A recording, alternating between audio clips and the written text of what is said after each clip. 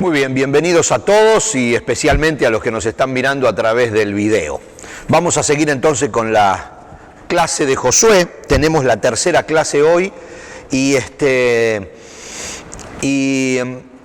dejamos la clase pasada, o tal vez en la primer clase, hablamos acerca de que íbamos a dividir el libro en tres partes. No sé si recuerdan.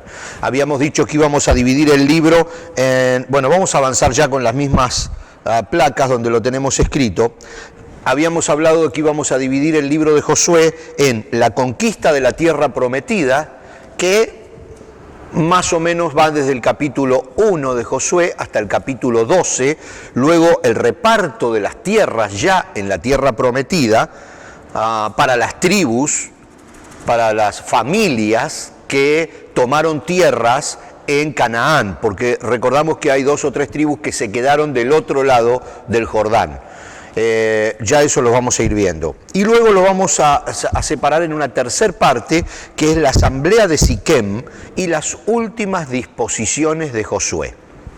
Todavía, a pesar de que estamos en la tercera clase, vamos por el punto número 1, y es la conquista de la tierra prometida. Entonces, la clase pasada, la segunda, habíamos visto cómo el pueblo cruza en seco el río Jordán hacia la tierra prometida. Recuerdan que habíamos visto que la disposición del Señor era que los sacerdotes, tomando el arca del pacto, llegaran y se metieran en el río, que de hecho habíamos hecho la aclaración de que estaba corriendo con muchísima fuerza, porque era la época de la cosecha, la época de las lluvias, donde había demasiada afluencia del río Jordán.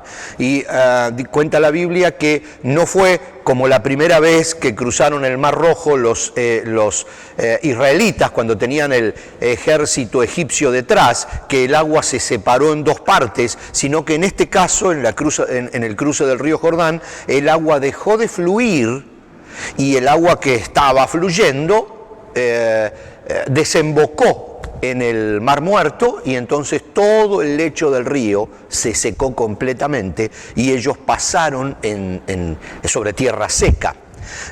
El arca del pacto se había quedado en el medio del río con los sacerdotes que la cargaban, mientras que todo el pueblo cruzaba y cruzaba y cruzaba a la tierra prometida, guiados por Josué.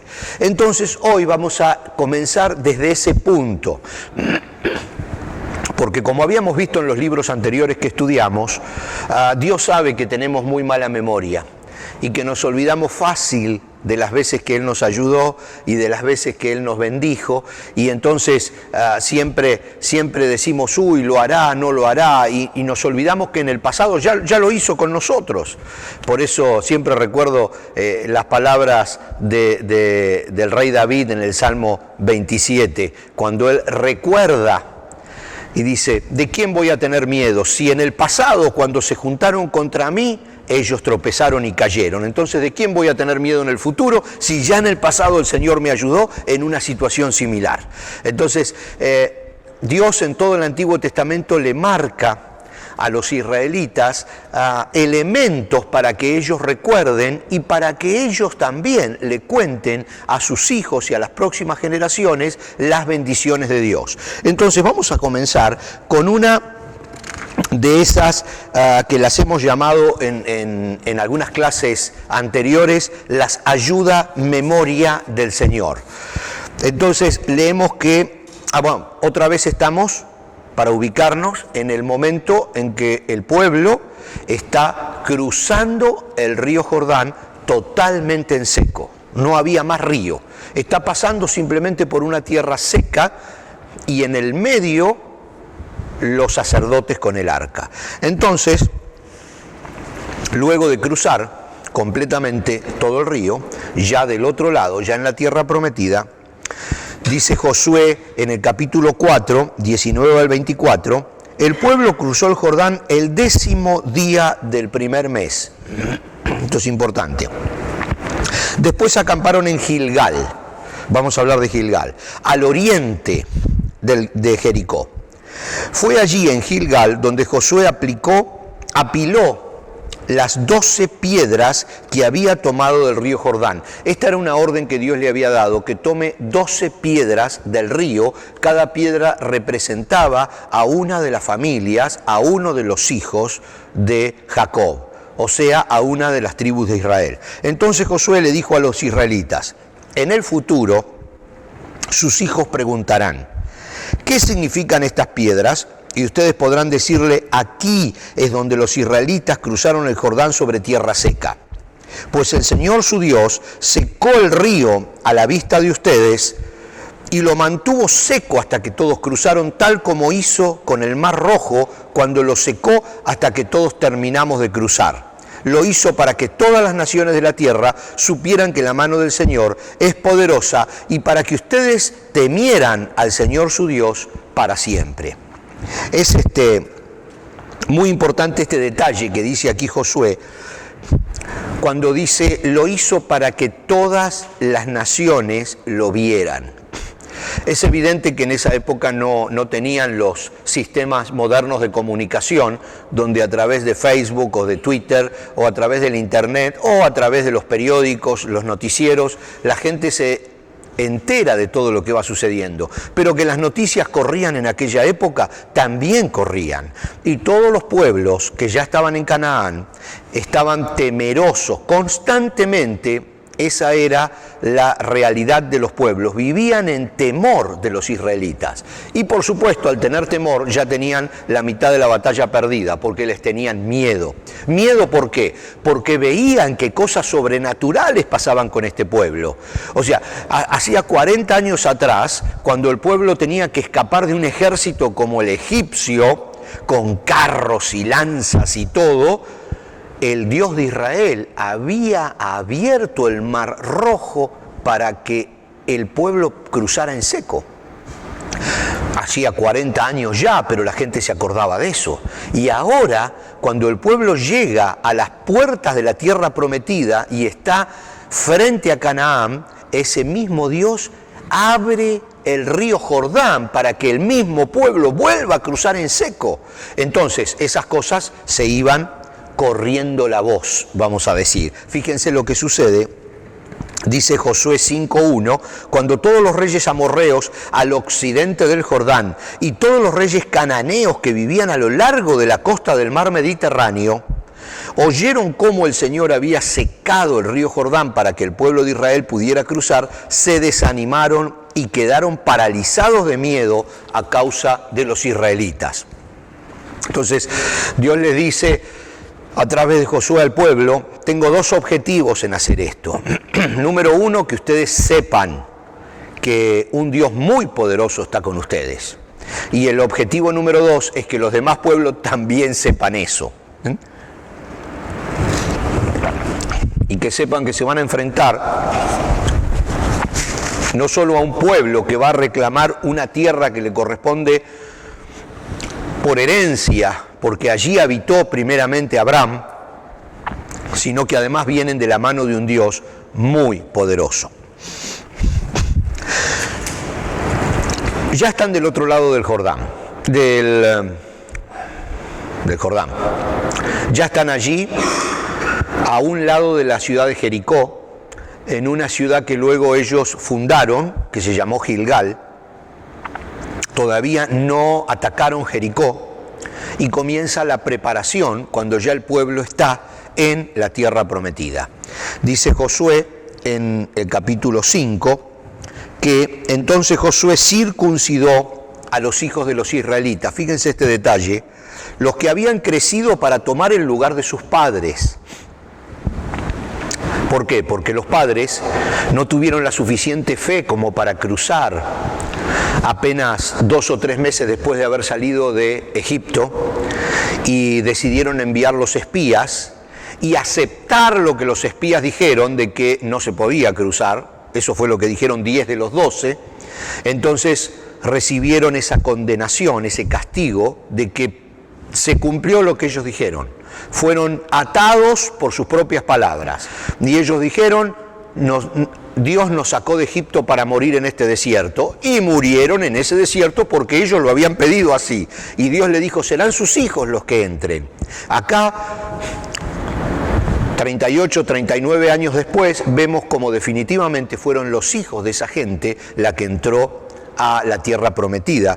Y entonces Josué, dice el 7 y el 8 del capítulo 5, circuncidó a los hijos de esos israelitas.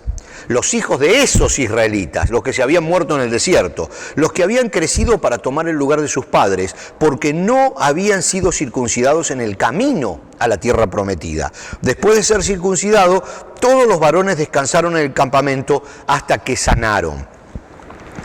Vamos a recordar un poquitito este tema de la circuncisión, que lo vimos cuando estudiamos el Génesis, pero que vale la pena que lo recordemos un poquito, porque ahora están entrando a la tierra prometida y tenían que, digamos, comenzar a hacer algunas cosas que en el desierto, y por el hecho de estar constantemente moviéndose detrás de la nube de un lugar a otro y constantemente reconstruyendo el tabernáculo y constantemente rearmando sus carpas y constantemente viviendo prácticamente a la intemperie, había muchas cosas que habían dejado de hacer y que ahora tenían que retomar aquellos mandatos de la antigüedad, porque ya estaban en la tierra que Dios le había prometido a Abraham, a Isaac y a Jacob.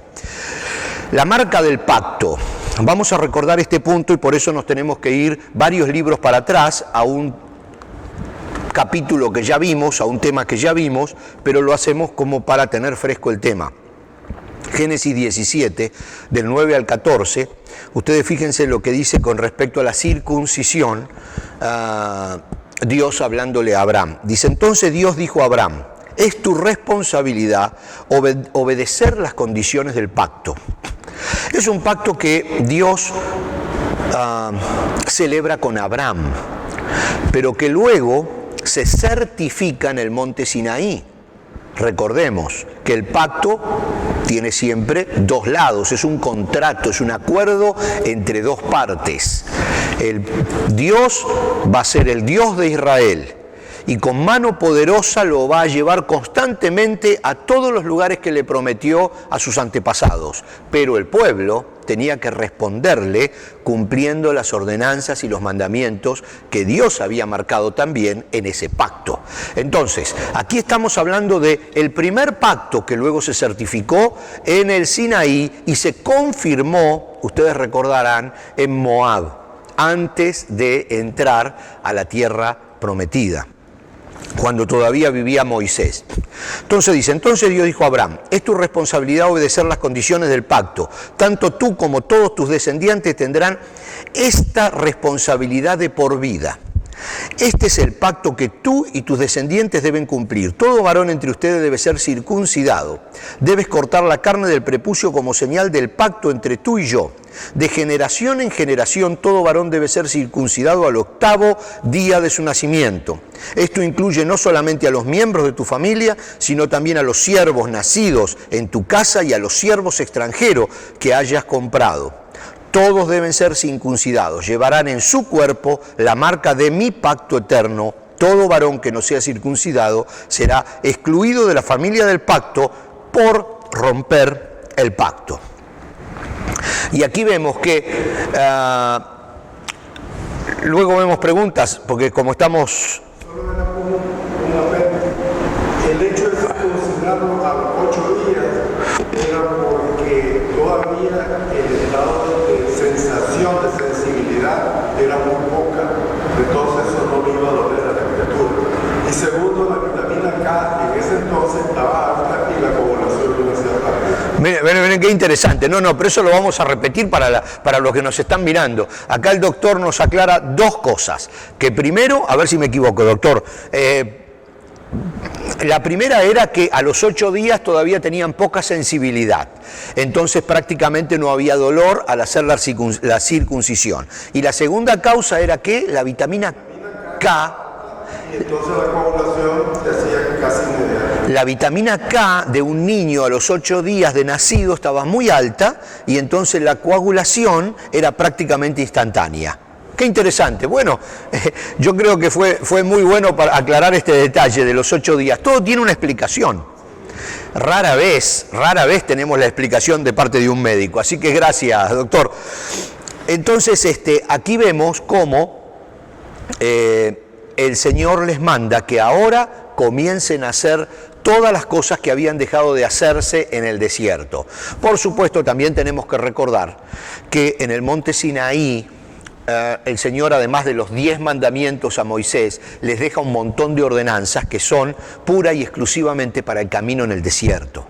Porque había cosas que cumplir para un pueblo nómade que después dejaron de hacerse o dejaron de tener efectividad cuando se instalaron, cuando ya el templo fue definitivo, cuando Salomón construyó el templo, un montón de detalles. Por eso se habla de la ley del Sinaí y la ley de Moab.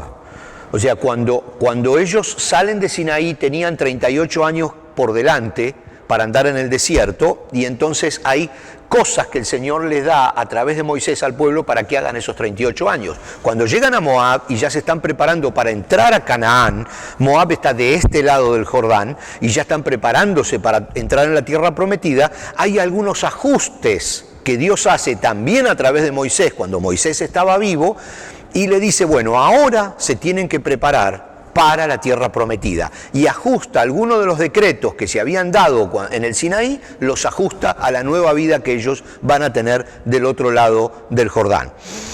La primer Pascua se celebra allí en Gilgal.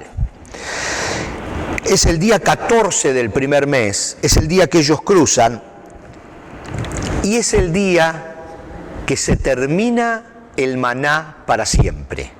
Deja de caer el maná porque ellos comienzan a cultivar la tierra y a recibir el fruto de la tierra, porque ya no estaban en arena, ya estaban en la tierra prometida, la tierra donde fluía la leche y la miel, y ya no había ninguna necesidad de que siguieran recibiendo el maná. Entonces, acá hay un detalle que está en rojo en la pantalla. El antiguo calendario lunar hebreo, el día más o menos 14 del primer mes caía en abril, más o menos entre el 20 de marzo y el 10 de mayo, así que vamos a situarlo en abril. Durante abril era ese día 14 del primer mes. Entonces dice Josué 5, 9 al 12, luego el Señor le dijo a Josué, hoy he hecho que la vergüenza de su esclavitud en Egipto salga rodando como una piedra. Por eso este lugar se llama Gilgal hasta el día de hoy, porque esa palabra suena así, como piedra que rueda, la palabra Gilgal en hebreo.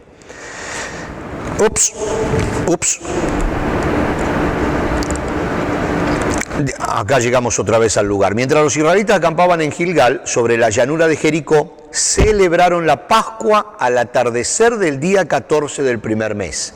O sea, durante el mes de abril nuestro aproximadamente. Justo al día siguiente empezaron a comer pan sin levadura y grano tostado cosechado en la tierra. El maná dejó de caer el día que empezaron a comer las cosechas de la tierra y nunca más se vio. Así que desde ese momento los israelitas comieron de las cosechas de Canaán. Todavía estamos ubicados en una ciudad que está al lado de Jericó, que ellos mismos la fundaron. Todavía no hablamos de Jericó. Y sucede algo en este momento que luego no tiene relación ni con nada del pasado ni con nada del futuro, pero es interesante que lo veamos y que leamos el pasaje. Dice Josué 5, 13 al 15 que él, Josué, tiene un encuentro con un ángel. Dice que cuando Josué estaba cerca de la ciudad de Jericó, miró hacia arriba y vio un hombre parado frente a él con una espada en la mano. Josué se le acercó y le preguntó, ¿eres amigo o enemigo? Ninguno de los dos contestó, soy el comandante del ejército del Señor. Entonces Josué cayó rostro en tierra ante él con reverencia. Estoy a tus órdenes, dijo Josué. ¿Qué quieres que haga tu siervo? Y el comandante del ejército del Señor contestó, quítate las sandalias, porque el lugar donde estás parado es santo. Y Josué hizo lo que se le indicó. Y allí termina la historia con este comandante del ejército del Señor. Y fíjense que el detalle es el mismo que cuando Moisés se encuentra con la zarza que ardía. Las primeras palabras del Señor fueron: quítate las sandalias, porque el lugar que estás pisando es santo. Lo tomamos así como una referencia histórica, porque realmente no lo podemos conectar con nada. Aquí Josué estaba, como me imagino que muchísimos de los generales y los líderes del ejército, recorriendo los alrededores de la ciudad de Jericó, pensando ya en el ataque a la ciudad, porque ellos tenían que conquistar esa ciudad. Era el primer punto de su tarea de conquista a la tierra prometida. Y Jericó cae.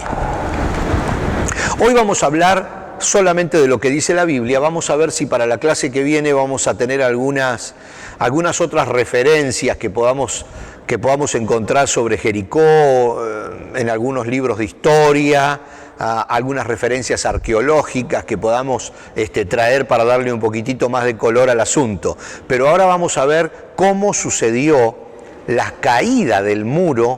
Dentro de Jericó, todos estaban muy asustados por la llegada del pueblo de Israel.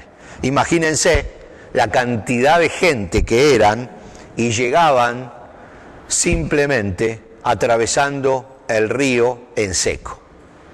O sea, ya todo el mundo sabía que donde llegaba el pueblo de Israel ya se había corrido esa voz, y es importante recordar este punto, que se había corrido la voz del éxito en batalla del pueblo de Israel. Es importante que recordemos esto por otra cosa que va a suceder más adelante y que vamos a ver. Entonces, las caídas del muro, que realmente Jericó era una ciudad fortificada con un poderoso muro en su alrededor, son muy importantes, porque todo tiene una simbología que después también vamos a ver.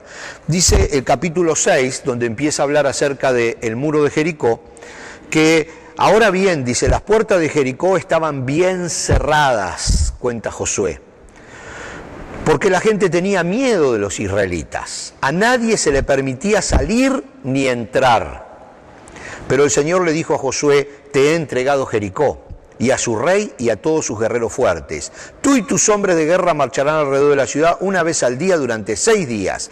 7 sacerdotes caminarán delante del arca, cada uno llevará un cuerno de carnero. El 7º día marcharán alrededor de la ciudad 7 veces, mientras los sacerdotes tocan los cuernos. Cuando oigas a los sacerdotes dar un toque prolongado con los cuernos de carnero, haz que todo el pueblo grite lo más fuerte que pueda, y entonces los muros de la ciudad se derrumbarán y el pueblo irá directo a atacar la ciudad. Otra vez vale la pena que volvamos a lo que vimos en la primer clase de Josué. Cuando Josué dijo al pueblo de Israel: no les estoy entregando la tierra prometida y no estoy entregándosela porque ustedes sean buenos. ¿Recuerdan? Ustedes son un pueblo terco y un pueblo malo. Pero la gente que está del otro lado del río, en la tierra que por derecho y por promesa es de ustedes, es una gente muy mala. ¿Recuerdan esto? Es una gente que ha desobedecido todas las leyes humanas y divinas. Incluso, dice la Biblia, sacrificaban a sus propios hijos para satisfacer a los dioses. Era gente que había entrado en una degeneración absoluta, y Dios le dice: esa gente tiene que ser castigada. Si ustedes, el pueblo de Israel, a medida que tomen la tierra, los tienen que destruir, porque esa gente tiene que ser destruida. Y esto lo digo yo, como fue destruida Sodoma y Gomorra. Sodoma y Gomorra cayó fuego del cielo, a los de Jericó le caía el ejército de Israel, pero es lo mismo, no podía quedar nada. No podía quedar nada, y uno de los problemas es que algo quedó, y ya lo vamos a ver, pero no podía quedar nada. ¿Por qué? No porque Dios era un Dios malo, simplemente porque esa gente había colmado ya la paciencia, había desbordado toda lógica. Incluso dice una expresión que la repetí ya un par de veces: la tierra los va a vomitar, dice la Biblia, de tan malos que son los que están del otro lado del Jordán. Por eso Dios utiliza al pueblo de Israel como una herramienta suya para castigar a esos pueblos. Entonces, cada vez que nosotros vemos estas luchas donde Dios le dice: no quiero que quede nadie con vida, tenemos que pensar en lo que sucedió en Sodoma y Gomorra. Llegó a tal punto la maldad que Dios decidió destruir la ciudad completamente. Aquí pasó lo mismo. Llegó a tal punto la maldad que Dios decidió destruir completamente la ciudad. En este caso está usando a los israelitas y está cumpliendo el doble beneficio, porque no solo está destruyendo a esos pueblos que son verdaderamente una peste y están contaminando con su idolatría extrema a todos los demás, sino que además precisamente está reposeyendo en el mismo movimiento la tierra que era de su antepasado Abraham. Así que cada vez que nosotros veamos estas batallas, tenemos que recordar esto: Dios está utilizando al pueblo de Israel para castigar a esos pueblos que estaban habitando en Canaán. Vamos a ver, una vez al día tenían que dar vuelta a toda la ciudad de Jericó, con el arca y con todo el pueblo detrás. Durante 6 días tenían que dar vuelta a la ciudad. ¿Se imaginan el nerviosismo que esto causaría a los habitantes de la ciudad, no? Bueno, 7 sacerdotes tenían que llevar el arca y el 7º día tenían que dar 7 vueltas completas a la ciudad antes de que los sacerdotes tocaran los cuernos, shofar creo que era, que anunciaba que era el momento de que todo el pueblo gritara todo lo más fuerte que pudiera y avanzara contra la ciudad, que la muralla iba a caer al paso que ellos iban avanzando. Es interesante cómo el Señor programa la toma de Jericó. No fue una lucha común, no fue un agujero en la muralla, no fue alguien que abrió la puerta desde adentro, que podría haber sido la prostituta Rabá o alguno de su familia, nada de eso. Algo milagroso, no solo para que la ciudad sea destruida, sino para que todos los reinos que había en Canaán supieran que el pueblo de Israel había gritado y las murallas habían caído. O sea que no solamente que el Señor estaba llevando al pueblo de Israel de victoria en victoria, cruzando el río y arrasando con Jericó, sino que además cada cosa que hacía era para causar pánico al resto de los pueblos, hasta el punto que hay pueblos que directamente desaparecían cuando venía llegando el pueblo de Israel, o pueblos que trataban de engañarlos diciendo queremos aliarnos con ustedes, nosotros somos, etcétera. Ya lo vamos a ir viendo. Van a ver todo lo que fue. O sea, fue un trabajo de marketing muy bien hecho, ¿no? Primera vuelta de Jericó. Tenemos 5 minutitos más. No sé si vamos a llegar hasta el momento que los muros se caen, pero al menos le vamos a dar la primera vuelta. Josué 6, del 8 al 11, dice: después de que Josué le habló al pueblo, los 7 sacerdotes con los cuernos de carnero comenzaron a marchar en la presencia del Señor, sonando los cuernos mientras marchaban, y el arca del pacto del Señor lo seguía.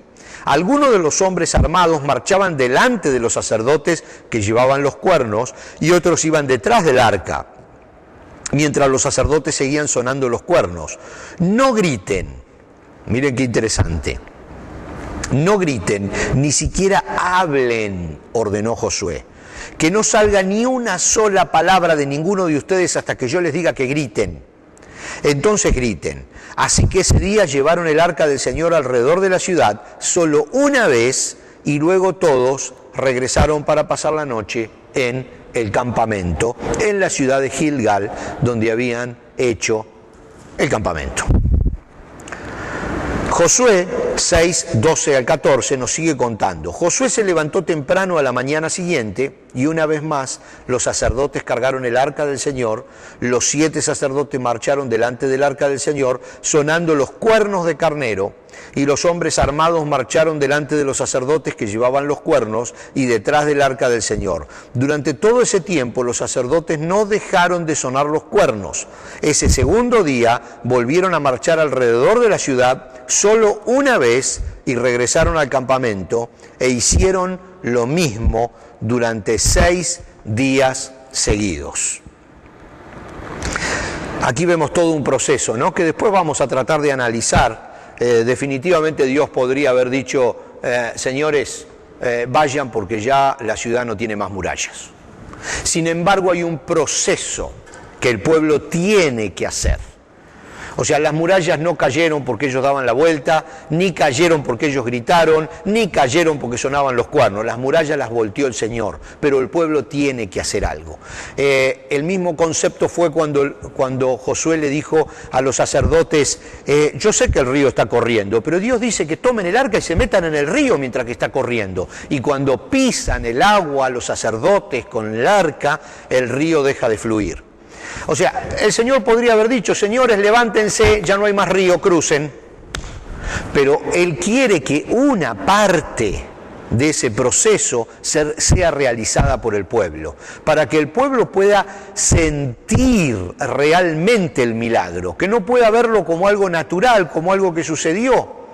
Por eso recordamos cuando Moisés llevaba a todo el pueblo por el desierto, ¿cuándo les daba el agua? ¿Cuándo fluía el agua de la roca? Cuando estaban desfalleciendo de sed, cuando ya se estaban muriendo de sed, venía el milagro. El milagro podría haber venido muchísimo antes. Desde el día que salieron de Egipto, un chorro de agua los podría haber seguido durante todo el desierto, así como lo seguía una nube o lo seguía la columna de fuego. Sin embargo, Dios los hacía llegar hasta un límite donde podían sentir el milagro, disfrutarlo y quererlo más de alguna manera, ¿no? Entonces el pueblo constantemente siendo parte del milagro de Dios, tomando parte en el milagro. Fíjense que 6 días dándole la vuelta a la ciudad, ellos deben haber mirado cada ventanita, deben haber pasado por la casa de Rahab, la prostituta, que tenía la soga púrpura colgando de su ventana por donde se habían bajado los espías hacía unos días atrás, y deben haber pasado por ese lugar porque ella vivía en el muro. Eran muros gigantescos donde había casas directamente en el muro. Entonces las ventanitas, las puertas, cada lugar ellos lo analizaban a medida que caminaban alrededor de la ciudad. Pedazo de piedra lo veían y lo analizaban, y me imagino que la gente de la ciudad parada en la parte de arriba de la muralla viéndolos cómo ellos caminaban en silencio alrededor de la ciudad, y el pánico, o sea, ya la ciudad estaba destruida y todavía sus muros estaban intactos, porque es un proceso, ¿verdad? Es interesante verlo así, y también nos enseña que muchas veces tenemos que ser parte del milagro de Dios. No porque tenemos que forzar el milagro, no porque tenemos que hacer el milagro, porque de hecho nosotros no lo hacemos, pero sí ser partícipes de ese milagro, estar dentro del milagro, no que el agua surja como algo natural o que las murallas, de golpe, vino una tormenta y ya no hay más muralla. No, algo que formaba parte de un proceso. La toma de Jericó la vamos a ver la próxima clase. Y si podemos encontrar algo más acerca de Jericó, de su ubicación, algún planito lo voy a traer para que lo puedan ver, algún detalle de dónde estaba la ciudad, porque es bien importante, bien importante. Primero porque fue un milagro, digamos, fuerte, el hecho de haber caído esos muros luego de esas 7 veces, o esos 7 días que recorrieron esas 14 veces, ¿no? Porque fueron 6 veces una vez, no, y el 7º día fueron 7 veces, o sea, 13 vueltas le dieron a la ciudad y gritando cayó el muro. Así que es un evento importante, pero no solamente por el evento en sí, sino porque Jericó era la puerta a la tierra prometida. Y que a partir de allí comienza la campaña que vamos a ver nosotros también en estos 12 primeros versículos de Josué, de la toma completa de la tierra, y luego vamos a ver la distribución de la tierra y todo lo demás que habíamos visto. ¿Seguimos la clase que viene? Gracias.